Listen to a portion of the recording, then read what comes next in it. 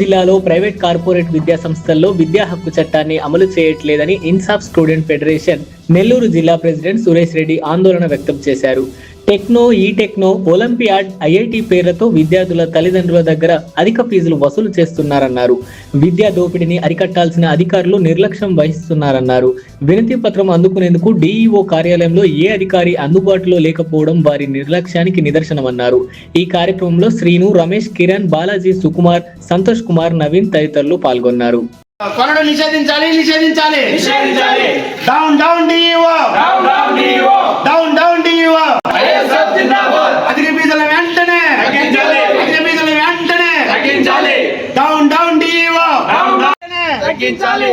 Corporate private కి వ్యతిరేకించి support చేసిన డిఈఓ గారి వెంటనే కార్పొరేట్ ప్రైవేట్ స్కూల్ సపోర్ట్ చేసిన డిఈఓ గారి వెంటనే డౌన్ డౌన్ డిఈఓ.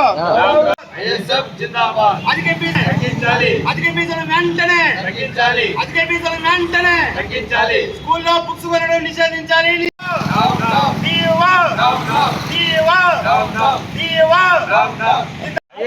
జిందాబాద్ జిందాబాద్ జిందాబాద్. విధులకు రానండి ఇన్ఛార్జ్ మేడం. 10:30 కూడా విధులకు రానండి incharge madam. Down down DEO, down down DEO, down down DEO, down down DEO.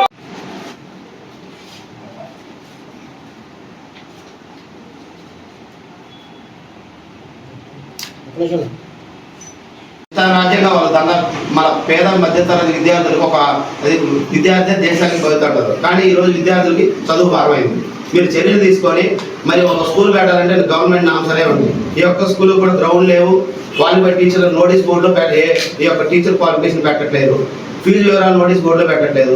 మీరు వీటన్నిటిపై ఎందుకు చర్యలు తీసుకోవట్లేదు మేడం? ఆల్రెడీ మేము అన్ని సర్క్యులర్ ఇచ్చున్నారు మేడం, కానీ మీ మాటలు కేవలం ప్రకటనలు మాత్రమే అయ్యాయి మేడం.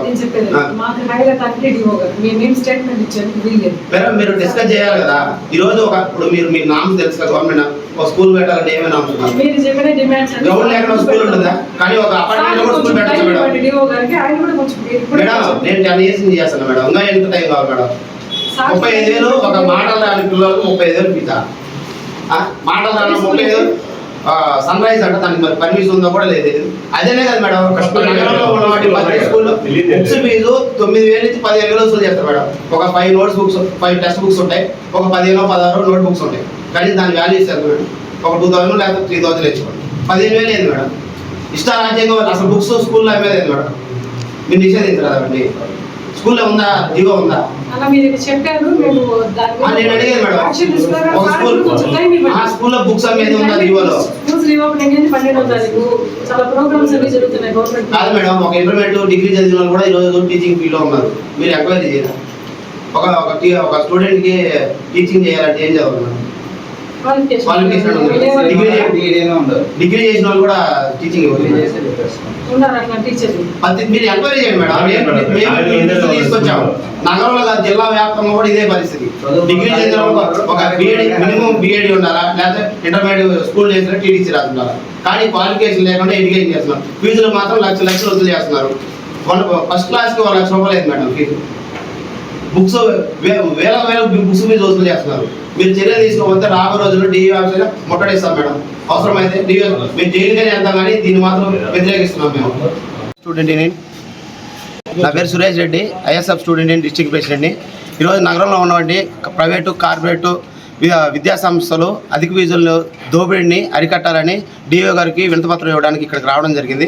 కానీ 10:30 డిఓ గారు గ్రీవెన్స్కి వెళ్ళారు. కానీ ఇన్ఛార్జ్ మేడం 10:30, ఈరోజు 10:30 టైమింగ్స్ అయితే ఈరోజు 10:40 అయినా కూడా ఎవరు కూడా వినతిపత్రం అందుకోలేని పరిస్థితిలో ఇక్కడ ఉన్నారు. అలాగే నగరంలో ఉన్నటువంటి అన్ని స్కూల్లో కూడా ఈరోజు విచ్చలవేడిగా ఫీజులు దోపిడీ చేస్తూ పేద మధ్యతరగతి విద్యార్థి తల్లిదండ్రులకు ఒక జలగల్లాగా రక్తం పీల్చుకు తింటూ 1,000 లక్షలు ఒక ఎల్కేజీ స్టూడెంట్కి 40,000, 50,000 ఫీజులు వేస్తూ, ఒక సెకండ్ క్లాస్ ఫీజులు 70,000, 80,000 ఫీజులు వేస్తూ విచ్చలవేడిగా వీళ్ళు ఫీజులు ఒక మాఫియాలాగా తయారు చేసి ఈరోజు ప్రైవేట్ స్కూళ్ళు దందా నడుపుతున్నారు. ఒక విద్యార్థికి ఒక మంచి భవిష్యత్తు ఉండదని ఒక పేద తల్లిదండ్రులు స్కూల్లో చేరిస్తే, కానీ ఈరోజు విద్యను ఒక వ్యాపారం చేసి ఈ ప్రైవేట్ కార్పొరేట్ వాళ్ళు కేవలం విద్యని ఒక వ్యాపారంగా మాత్రమే చూస్తున్నారు. ఎన్నో విద్యలు ఒక విద్యార్థి భవిష్యత్తు బాగుండాలంటే స్కూల్ డేస్లోనే, కానీ ఆ స్కూలే ఈరోజు స్కూల్లో విద్యార్థి భవిష్యత్తు అన్యాయంగా ఫీజులు వసూలు చేసి వెళ్ళి గందరగోళం చేసి గురి చేస్తున్నారు. మేమేం డిమాండ్ ఐఎస్ఎఫ్ ఏం డిమాండ్ చేస్తుందంటే ఒక స్కూల్లో మినిమం టీచింగ్ చేయాలంటే టీటీసీ చదువు ఉండాలి, లేకపోతే బీఈడీ చదువు ఉండాలి. కానీ ఈ రోజుల్లో డిగ్రీ చదివిన వాళ్ళు కూడా ఈరోజు టీచింగ్ ఫీల్డ్లో ఉన్నారు. కానీ ఒక డిఓ గారు ప్రతిరోజు కూడా ప్రకటన ఇస్తున్నారు, మేము అరికడుతున్నాం కానీ ఒక్కరోజు వాళ్ళ మాటలు కేవలం ప్రకటనలు మాత్రమే ఉంది. ఐఎస్ఎఫ్ చూస్తూ ఊరుకుండదు. రాబోయే రోజుల్లో వీటిపైన చర్యలు తీసుకోకపోతే డిఓ ఆఫీసు ముట్టడి చేసి పగలగొట్టడానికని వెనకాడబోమని మేము డిమాండ్ చేస్తున్నాం. ఐఎస్ఎఫ్ డిమాండ్ చేస్తున్నాం.